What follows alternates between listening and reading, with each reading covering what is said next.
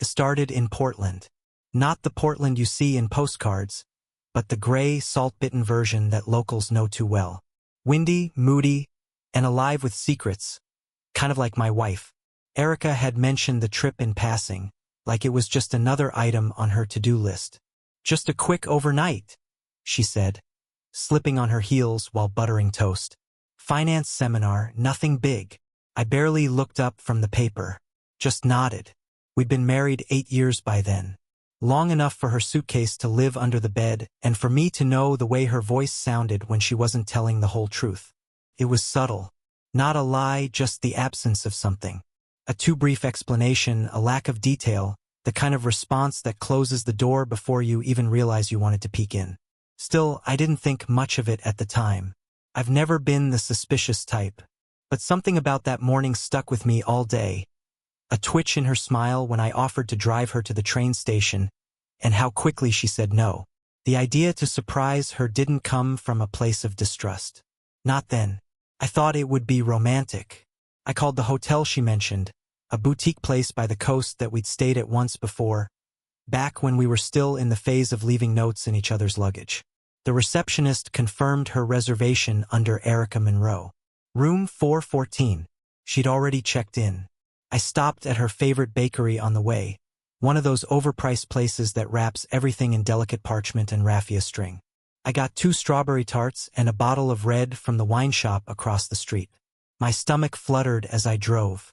Not from nerves, from excitement. That old-school kind of hope you feel when you're about to do something for the person you love just because you can. The hotel smelled like sea salt and lemon wood cleaner. When I got to room 414, I balanced the tarts and wine in one arm and knocked twice. I heard footsteps inside, then a pause, like someone checking the peephole. The door opened. Erica stood there in a white robe, damp hair curled softly at the ends, skin flushed like she'd just stepped out of the steam room. For a second, she didn't say anything. Her mouth parted slightly, not in surprise but calculation. Then came the smile. Bright, perfect, too perfect. Wow, she said, stepping aside. You really didn't have to come all the way out here. I thought I'd surprise you. I smiled, leaned in for a kiss. She returned it a little too practiced.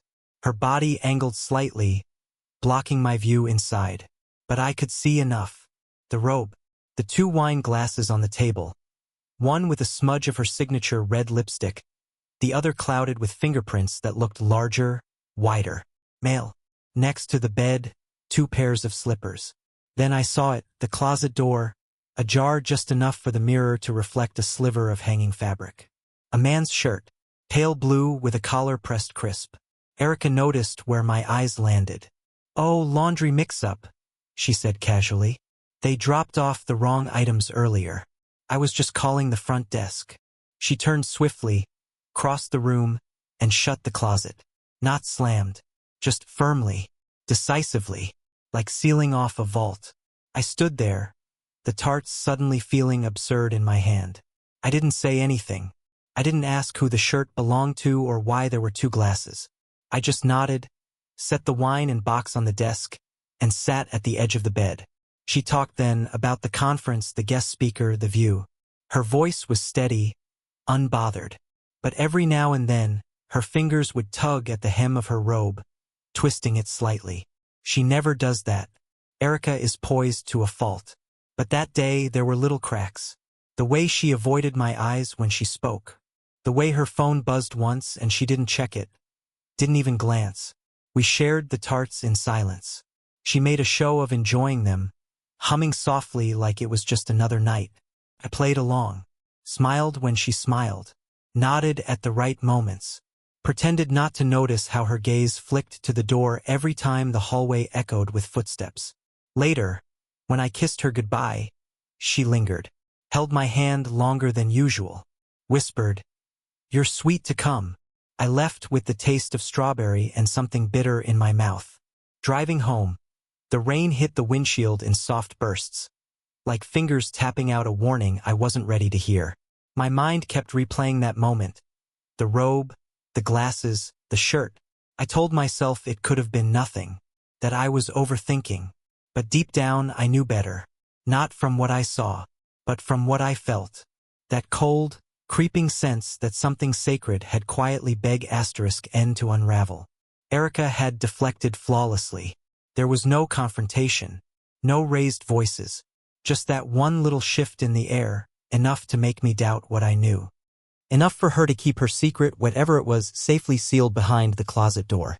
I didn't ask questions that night, but I didn't forget. Back home, things returned to normal, or at least, they appeared to. But the weight of that evening in Portland didn't lift. It sat with me, quiet and persistent, like a puzzle I couldn't stop turning over in my mind. The robe, the damp hair, the 2 glasses, the shirt, I tried to bury it beneath work, errands, and the rhythm of our everyday life. But it kept resurfacing, fragment by fragment, pulling at the seams of my memory. At first, I told myself it was paranoia. One bad hunch. But then I started to see things more clearly, or maybe I just stopped lying to myself. There was that sudden habit she developed a few months ago, staying late at the office every other Thursday. She always gave the same reason, meetings with clients on the West Coast who preferred to talk late. That made sense. But what didn't make sense was how she'd come home looking like she'd just left a restaurant, not a boardroom. Hair perfect, lipstick freshly reapplied. Sometimes she smelled faintly of smoke, not hers, but someone else's. Once or twice, there was cologne on her jacket. Not the kind I wore. A woodsy, musky scent that didn't belong in her house. And then there was her phone. Erica used to leave it anywhere, the kitchen counter, the nightstand, her gym bag. That changed. One day, I noticed she kept its screen down even while it charged. Another time, we were watching a movie and a notification lit up her screen. Just a name R. No last name, no message preview. She saw me glance at it and casually slid the phone into her lap. Said it was from work. Smiled like it was nothing. But after that, the alerts disappeared. She turned off previews completely, set everything to silent. I told myself she was just being professional, trying to unplug. But deep down, I knew it was a barrier. Deliberate. Calculated. Other things shifted too. She stopped asking me to drive her places even when it was inconvenient. We'd always had this unspoken ritual. I'd take her to the airport, pick her up from late dinners. I didn't mind. It gave us time. But suddenly she insisted on taking rideshares. Said she didn't want to inconvenience me. Once or twice, I offered anyway. She declined with that same polite firmness she used on waiters when sending back a drink. I didn't argue, but I started noticing how she never quite looked me in the eye when she said it. Then came the little disappearances. Her silver anniversary bracelet, the one I gave her on our 5th, vanished. I asked about it once. She shrugged, said she probably left it at the gym. But she hadn't worn it there in years. Another time I visited her at work unannounced, brought her lunch. Her desk used to have a photo of us, the 2 of us on a hiking trip in Utah, laughing with wind-blown hair and no makeup. That photo was gone, replaced by a generic calendar and a potted plant. I asked about it. She smiled and said she was redecorating her workspace. Claimed she needed something more professional. There was one night I can't forget. She came home early for once, said she had back pain and didn't want to talk. I offered to help, but she waved me off and went to the couch with a heating pad. Said she needed to sleep flat. I checked on her an hour later. She was asleep or pretending to be. But the blanket on the couch was untouched. Still folded, crisp, like it hadn't been moved. She hadn't slept there. I thought about waking her, asking what was going on. But I didn't. I just stood there, watching the woman I loved pretend to sleep, and I felt something inside me shift. A fracture, slow and quiet, like ice cracking beneath your feet. From then on, I started paying attention. To everything. I noticed that she never left her gym bag in plain sight anymore. It was always zipped up, tucked into the back of the closet. Once, when she was in the shower, I opened it. Inside, I found a small travel-sized bottle of body spray, a scent I'd never smelled on her. There was also a receipt for a local cafe, timestamped during a time she claimed she was at the office. 1 coffee. 2 pastries. I held it in my hand, memorized the name, then quietly put it back. I told myself I was protecting her privacy. But that wasn't true. I was protecting the illusion. The version of us that still felt familiar. I noticed the way she started texting more, laughing at things she wouldn't share. If I asked what was funny, she'd say it was a meme or a work joke I wouldn't get. Then she'd change the subject. I noticed the clothes. Her wardrobe shifted subtly, more dresses, heels that hadn't seen daylight in years, a new perfume that lingered on the sheets even when she wasn't home. I noticed the way she looked at me less and touched me less. But when she did, when she kissed me goodbye or thanked me for dinner, it was overly sweet. Like someone overcompensating. Like a liar trying too hard to act natural. All these moments, these little choices, they weren't signs of distance. Not anymore. They were signs of intent. Markers of a path I hadn't realized we were walking. And yet I didn't confront her. Not directly. I told myself I needed more than suspicion. That I was being paranoid. But the truth? I wasn't ready to know. Because knowing would mean everything had changed. And I wasn't ready for that. Instead, I replayed that night in Portland again and again. The wine glasses. The shirt.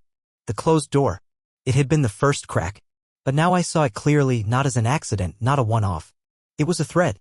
And the more I pulled, the more everything unraveled. I kept smiling through it. Kept saying I was fine. But every moment she said, "I love you," I heard it differently. Like a word mispronounced, familiar but off-key. Somewhere deep down, I knew what was coming. I just didn't know when. I wasn't prepared for the envelope. It arrived on a Tuesday. No return address, no stamp, just slid under the front door like a secret someone couldn't bear to hold onto any longer. I almost missed it. It was tucked in between the real estate flyers and grocery ads, so thin and silent it nearly disappeared into the background. But something about it felt deliberate. Intentional. I waited until Erica left for work. Watched her taillights vanish down the street before I picked it up. My hands hesitated. I already knew deep down. But knowing something quietly and seeing it printed on paper, those are two very different things.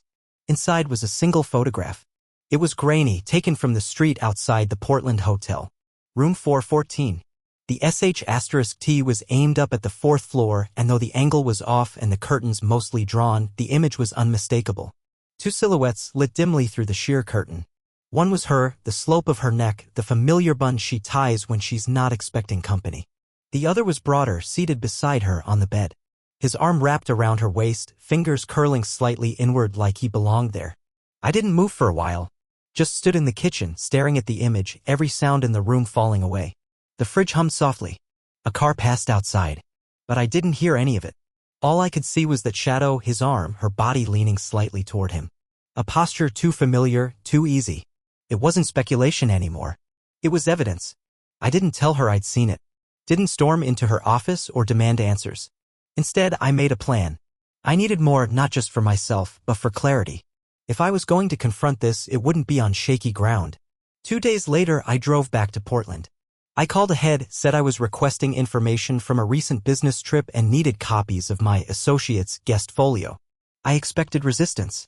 But the front desk clerk was distracted, flipping through files while apologizing for a slow computer. He found the record in seconds. Room 414. Erica Monroe. And another name, R. Carter. 3 nights. Paid in full by a card I didn't recognize. Not our shared credit card. Not her company account. A Visa registered to a billing address I'd never seen. The folio was in asterisk mate. Not just a place to sleep. Spa charges. Dinner reservations. A bottle of champagne delivered to the room at 11:18 p.m., 2 glasses requested. There were entries for breakfast room service, a couple's massage, and a charge from the gift shop labeled jewelry. None of it had been reimbursed. This wasn't business. This was something else. I copied everything. Asked for receipts. Said it was for tax records. The clerk didn't even blink. Driving home, I didn't feel rage. Not yet. What I felt was the collapse of doubt. Up until then, I'd allowed space for the possibility, the tiniest crack of hope that maybe I was wrong. That maybe I'd misread the signs, twisted facts to match fear. But now, there was nothing left to twist.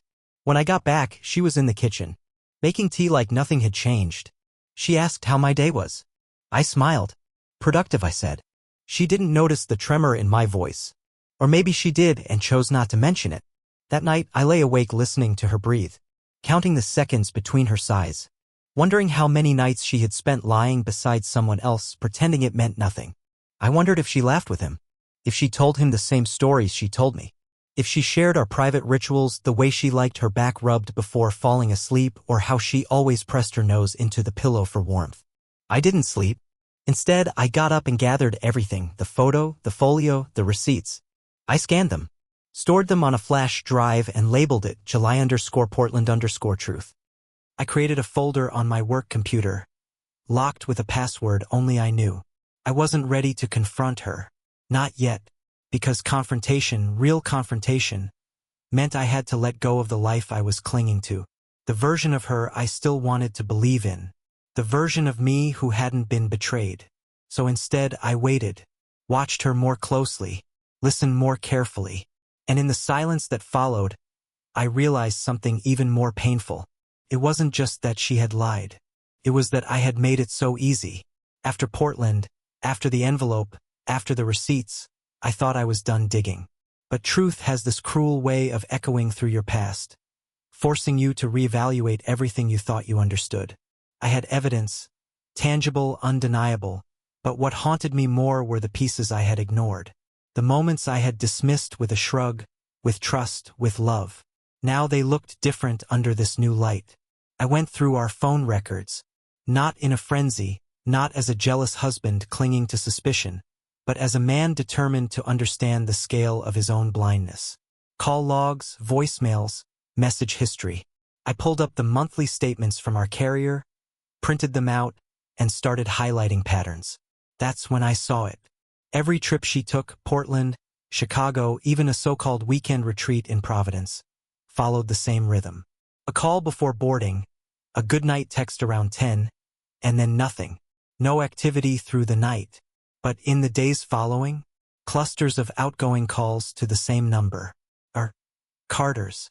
I knew it was his. The hotel folio had listed his contact information. One voicemail caught my attention. It was left during her Chicago trip, timestamped 7:43 p.m. Her voice was cheerful, even playful. "Hey babe, just landed. About to grab dinner with the team. I'll call you before bed. Love you." That in itself wasn't suspicious. What got me was the background music. Faint but familiar. I pulled up a video I'd recorded years ago at the hotel in Portland, back when we stayed there during our 3rd anniversary. The same music. A live jazz trio that played on Friday nights in the lounge. Exact same song. Same tempo. She wasn't in Chicago that night. She was in Portland. Again. I kept going. Her texts, what few I could recover, were scrubbed clean. But the Photos app on our shared cloud had backups she never thought to delete. Hidden folders, low-res screensh *TS, accidental duplicates. There was one photo from 3 months ago. Just a sunset, or that's what it looked like at first. But when I zoomed in, I saw the outline of the same boutique hotel in the corner. And in the foreground, 2 glasses of wine resting on a patio table. She had captioned it simply, "Reset, reset." I stared at that word longer than I care to admit. It wasn't a message to anyone, just a label. But that word said everything. Not relax, not recharge, reset. Like she was rebooting her life and I wasn't part of the system anymore. It got worse from there. She started calling me Han again. Something she hadn't done in years. Cooking dinner more. Picking up little things I'd casually mentioned needing. At first, I thought it was guilt. Now I saw it for what it really was. A smokescreen. A performance. A subtle overcorrection to keep me from asking questions she wasn't prepared to answer. Once, I caught her crying in the garage. She was sitting in the car, engine off, staring at the dashboard. I tapped on the window and she startled. Wiped her eyes. Said she was just tired. I asked if she wanted to talk. She said no. Said she needed a shower. That night, she clung to me in bed like she hadn't in months. I let her. Not because I forgave her. Not because I believed her. But because I wanted one more second to pretend this life still belonged to both of us. Didn't. Piece by piece, I began assembling the full picture. I cross-referenced her card charges with my own travel schedule. Found overlaps where I'd been out of town, and she'd booked hotels in nearby cities. I traced fuel receipts, looked at toll records. Every breadcrumb led back to him. Once, I even drove to the downtown cafe where one of her receipts had come from. I sat in the corner booth, same time of day, ordered the same latte she had. I asked the barista if she remembered Erica. "She comes in sometimes," she said. "With a tall guy, kinda scruffy. They always sit by the window. They always." I asked if the guy's name was Carter. She hesitated. "Yeah, I think so." "Why?" "No reason," I said. On my way out, I dropped a generous tip in the jar. It became routine, pulling thread after thread. Each time hoping I'd find a fray instead of a noose. But the more I pulled, the more it cinched. She wasn't sloppy. She was careful. Every lie was masked in normalcy. Every absence explained away. Every shift in behavior brushed off as stress, or routine, or age. But what she didn't realize was that silence doesn't erase noise. It amplifies it. The week after I discovered the voicemail music, I set up a camera in my office. A small one, tucked into a fake smoke detector. It faced my locked drawer, the one where I kept the flash drive, the folio, the photograph. I never told her what I was storing in there, but I had a hunch she suspected. 2 days later, I checked the footage. She opened the drawer. She held the flash drive in her palm like it might burn her.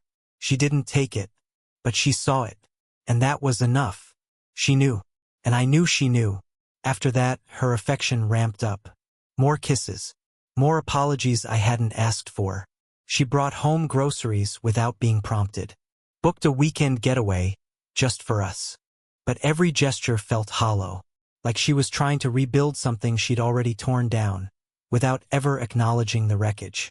I didn't confront her, because now I understood. This wasn't just about cheating.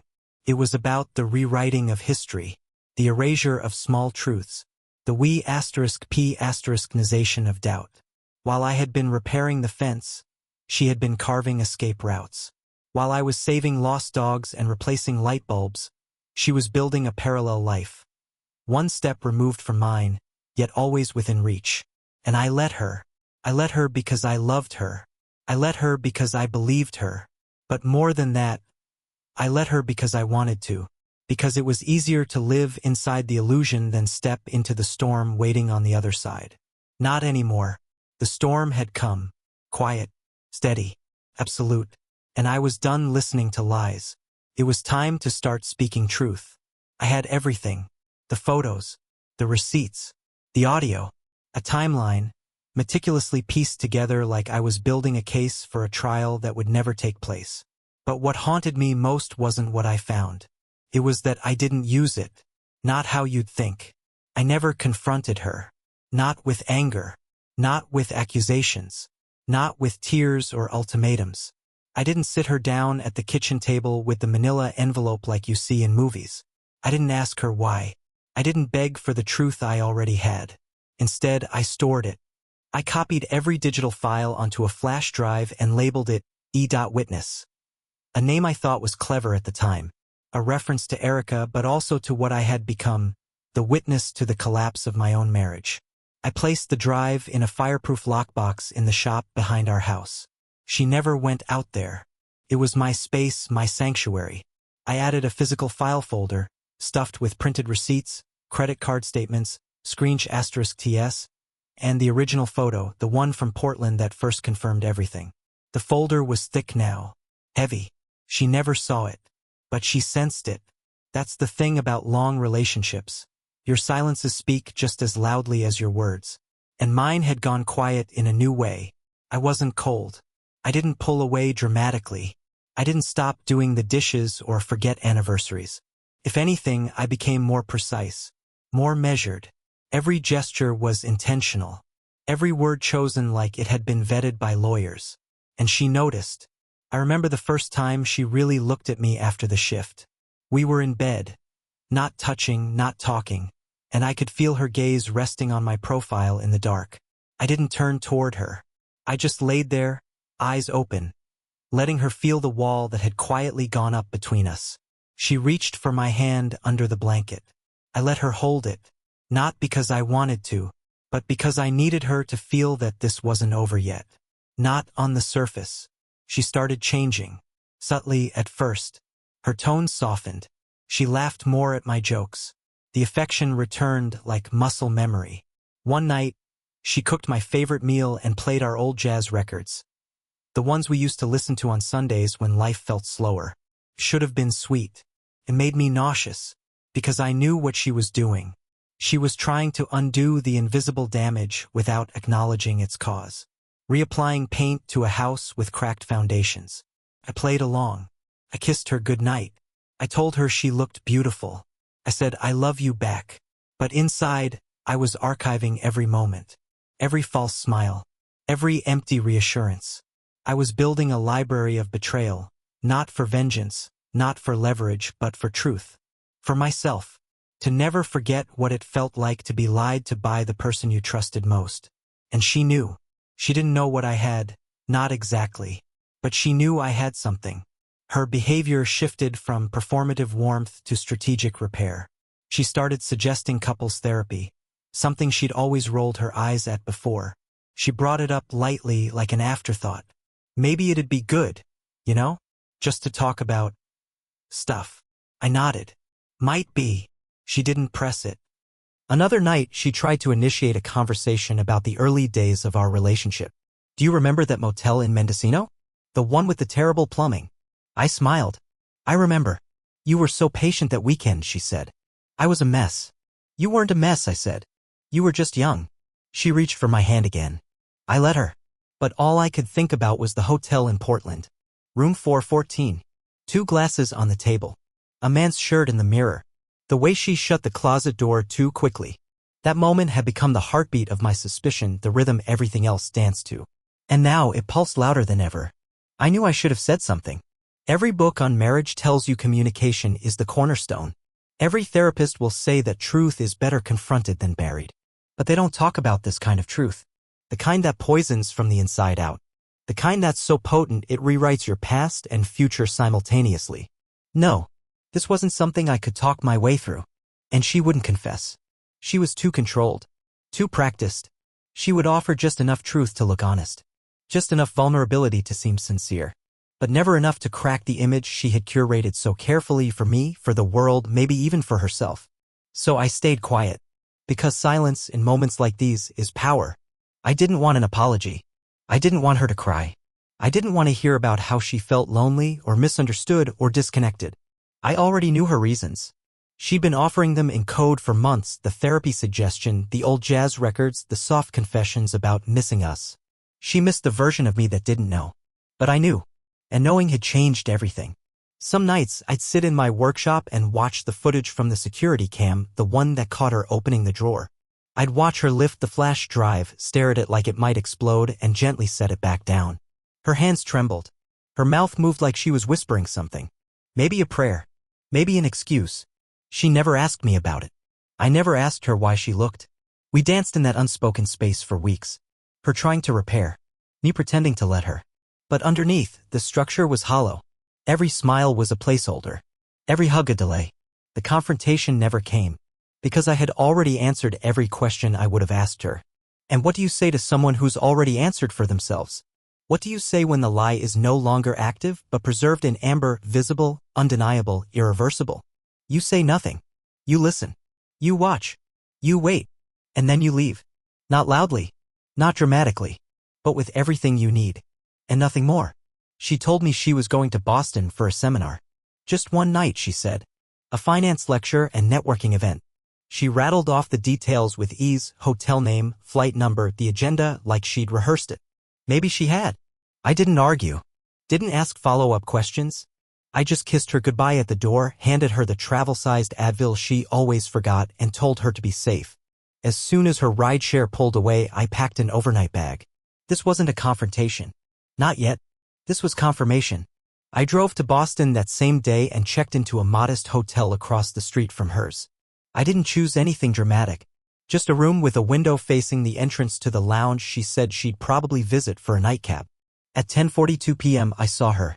She entered the hotel lounge wearing a navy wrap dress and heels she hadn't worn in months. Her hair was curled. Fresh lipstick. She wasn't alone. It was him. Same guy from the photo. From Portland. From the phone records. R. Carter. He placed a hand on the small of her back as they walked inside. Not possessive, familiar. She laughed, tilting her head in that way she used to with me. Her whole posture was open, inviting. Like she wasn't just comfortable, like she belonged there. They sat in a corner booth, deep in conversation. From across the street, I couldn't hear a word. But I didn't need to. Her face told me everything. I took one photo. Just one. Then I left before dessert arrived. That weekend, I packed up my essentials and moved into my workshop. I didn't leave a note. Didn't make a scene. I didn't shout or ask questions I already had answers to. Instead, I called my lawyer. The divorce papers were sent to her office address. She called twice. I didn't answer. The truth had finally come, just like she once said it would. It always comes out, she'd told me once, smiling like she understood something I didn't. She'd said it with the confidence of someone who believed she was too clever to ever get caught. But truth didn't come with shouting. It came with silence. With photos. With records. It came in the form of a flash drive sealed in a box. She didn't show up at the workshop. Not right away. I think part of her knew this wasn't like the other times. This wasn't a fight. This was a decision. Final one. And I had made it. There was no revenge. No dramatic closure. Just a life I was ready to walk away from. Not because I hated her, but because I finally understood that I deserved better than a performance. I left her the house, the bed we shared, the kitchen table where we used to eat Sunday pancakes. But I took the peace of knowing that I had seen it for what it was, that I hadn't yelled, that I hadn't begged, that I left on my own terms, with everything I needed, and not one word more.